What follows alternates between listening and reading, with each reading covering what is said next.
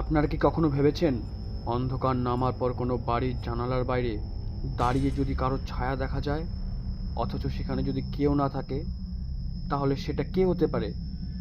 আজকের গল্প আপনাদের নিয়ে যাবে এক ভাঙা বাড়ির ভেতর, যেখানে প্রতিটি দেওয়ালে ফিসফিস করে, প্রতিটি জানালা কাঁপে, আর প্রতিটি রাত বয়ে যায় অদৃশ্য আতঙ্ক। বর্ধমান জেলার এক প্রত্যন্ত গ্রাম। রাস্তার শেষ প্রান্তে দাঁড়িয়ে আছে এক পুরনো ভাঙাচোরা বাড়ি। গ্রামের লোকেরা বলে ওখানে গেলে কেউ আর ফিরে আসে না, কারণ সেই বাড়ির ভেতরে এখনো ঘুরে বেড়ায় এক অস্থির আত্মা, যে মৃত্যুর পরও প্রতিশোধ চাইছে। অরিত্র এক শহরে যুবক, বিশ্বাস করতো না এসব কথায়, তাই সেই দিন সিদ্ধান্ত নিল সে ওই বাড়িতে থাকবে। কিন্তু প্রথম রাতেই ঘটল অদ্ভুত সব ঘটনা। নিচ থেকে দরজা বন্ধ হওয়া, রান্নাঘরের হাঁড়ি পাতিলের শব্দ, আর জানালার পাশে দাঁড়িয়ে থাকা এক কালো ছায়া।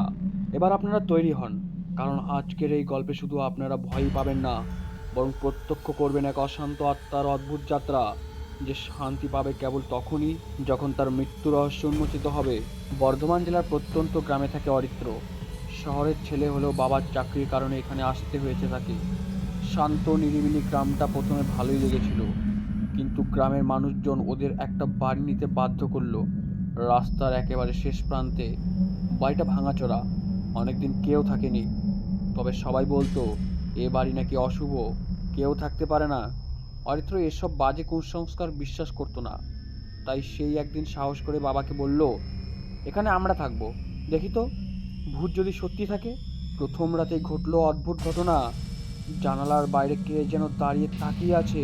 হয়তো চোখ কচলিয়ে দেখলো কালো ছায়া নড়ছে একটা। জানালা খুলে বাইরে তাকাতে কিছু নেই, কিন্তু পরক্ষণই ঘরের ভেতরে কেমন ঠান্ডা হাওয়া বইতে রইল। বিছানার চাদরটা যেন নিজে নিজেই নড়ল। হয়তো ভয় পেলেও মুখে হাসি টেনে বলল, কল্পনা ছাড়া কিছুই নয় এগুলো। পরের দিন সকালে গ্রামের এক বৃদ্ধ, নাম গোপাল কাকা, এসে অরিত্রকে বললেন, ছেলে, বাড়িটার ভেতরে রাত কাটিও না, তুমি তো শহরের মানুষ, এসব বুঝবা না। বাড়িটার মালকিন শ্যামলী মারা যাওয়ার পর থেকে এখানে শান্তি নেই।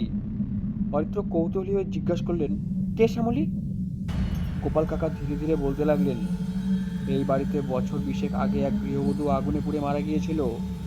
গ্রামের লোকেরা বলে সে আত্মহত্যা করেনি, তাকে পুড়িয়ে মারা হয়েছিল। তার আত্মা এখনো প্রতিশোধ চাইছে। রাত বাড়তেই ভয়ঙ্কর সব ঘটনা ঘটতে শুরু করলো। দরজা নিজে থেকে বন্ধ হয়ে যেতে লাগলো, রান্নাঘর থেকে হাঁড়ি পাতিল পড়ার শব্দ আসতে লাগলো। হঠাৎ অরিত্রর চোখে পড়লো একজন সাদা শাড়ি পরা মহিলা ঘরের কোণে দাঁড়িয়ে আছে। অরিত্রর বুক ধুকপুক করতে করতে এগিয়ে গেল, কিন্তু মুহূর্তেই মহিলা হাওয়ার মতো মিলিয়ে গেল। তখনই দেওয়ালে লেখা উঠলো, আমার প্রতিশোধ নাও। অরিত্রর মনে হলো গ্রামের লোকেরা যে কথা বলেছিল তাতে কিছু সত্যি আছে। সে খোঁজ করতে শুরু করলো, জানতে পারলো শ্যামলীর স্বামী নাকি পরকীয়ায় জড়িয়ে তাকে পুড়িয়ে মেরেছিল, কিন্তু মামলা প্রমাণের অভাবে কেউ শাস্তি পায়নি। শ্যামলীর অস্থির আত্মা তাই আজও ন্যায় বিচার চায়। অরিত্র সিদ্ধান্ত নিল সে শ্যামলীর আত্মাকে শান্তি দেবে। সে গ্রামের পুরনো রেকর্ড ঘেটে সত্যিটা সামনে আনার চেষ্টা করলো, কিন্তু ততদিন শ্যামলীর আত্মা আরও ভয়ঙ্কর হয়ে উঠেছে। এক রাতে অরিত্রকে ঘুমের মধ্যে শ্বাসরোধ করার চেষ্টা করলো সে। তার কানে ফিসফিস করে বলল, আমার রক্তের বিচার চাই। অরিত্র বুঝল শুধু আত্মাকে বোঝালেই হবে না, তাকে প্রতিশোধ পেতেই হবে। তখনই সে গ্রামের লুকোনো কাগজপত্র বার করে শ্যামলীর মৃত্যুর আসল কারণ প্রমাণ করে দেয়। অবশেষে শ্যামলীর স্বামী, যে এখন বৃদ্ধ, পুলিশের হাতে গ্রেপ্তার হয়। সেই রাত্রেই অরিত্রর ঘরে শ্যামলীর ছায়া আবার দেখা গেল, তবে আবার মুখে ছিল শান্তির হাসি। শ্যামলীর আত্মা ধীরে ধীরে মিলিয়ে গেল বাতাসে। ঘর থেকে অস্বাভাবিক ঠান্ডা কেটে গেল।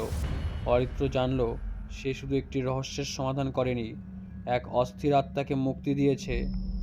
আজ গ্রামের লোকেরা সেই ভাঙা বাড়ির দিকে তাকিয়ে শিউরে ওঠে। তবে অরিত্র জানে, যে আত্মা একদিন ভয় ছড়িয়েছিল সে এখন মুক্ত। কিন্তু একটা প্রশ্ন তার মনে চিরকাল ঘুরে বেড়ায়, যদি কোনোদিন আরেকটা আত্মা তার সামনে আসে, তখন কি সে আবার সাহস দেখাতে পারবে?